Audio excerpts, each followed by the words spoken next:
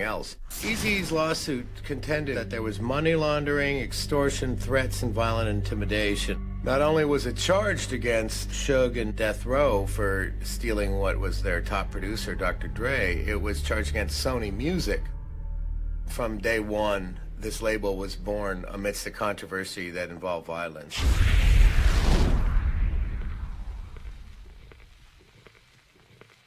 The initial understanding was that Doc and Dre and Dick and Suge would be partners in this company. Each one of the artists that started with us at the beginning, I got a lot of love for, and they always will be a part of the family. On the strength that they took that chance. It's not like we had a name out there. It's not like we had a lot of money to give them. The money I gave came out of my pocket. Back then, Suge was like buried behind the scenes and helpful and quiet, humble, non-visible. He didn't like cameras. He was invisible, the invisible man. His role was to handle the day-to-day business, dealing with the artists, dealing with distributors and record companies and what have you. My job was to go in here and push these buttons and make the records happen. Everybody was following Dre because people knew that Dre was the man.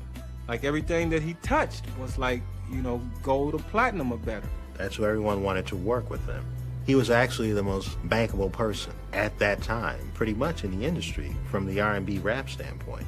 Everybody was taking direction from Dre as far as he knows what he's doing. He just finished doing NWA albums that's double and triple platinum, so you have to have confidence in what you've seen. You watched this man make money. Warren G was my best friend and Nate Dogg was my best friend.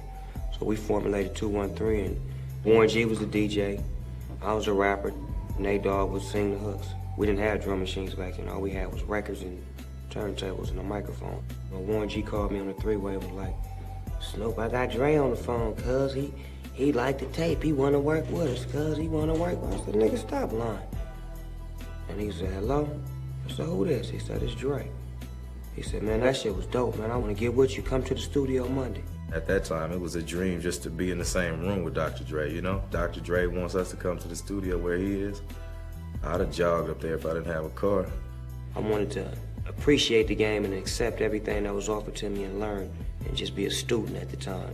They were housed in my building, so they didn't have a lot of expenses. You have to understand that the greatest expense in making a record is the studio time.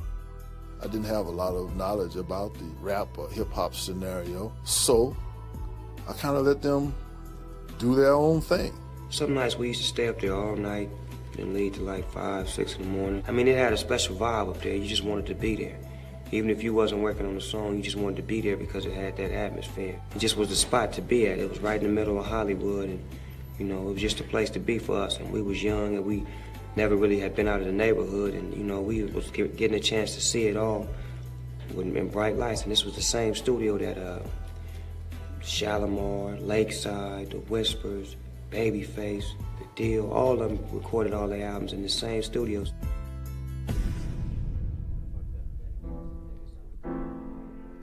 On a business level and on a day-to-day basis, was merely existing.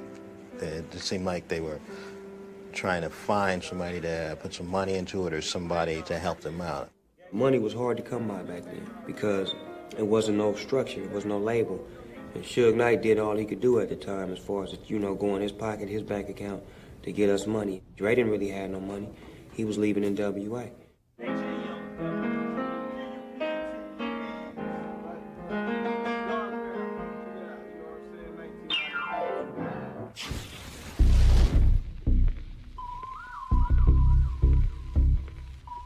Dick had made a deal with Suge, Doc, and Dre to sell him a recording studio that he owned. That was going to be something that they would own separate from the Death Row label because they wanted to have something that they owned. Suge came along and said he had found somebody to help them finance the purchase of the studio.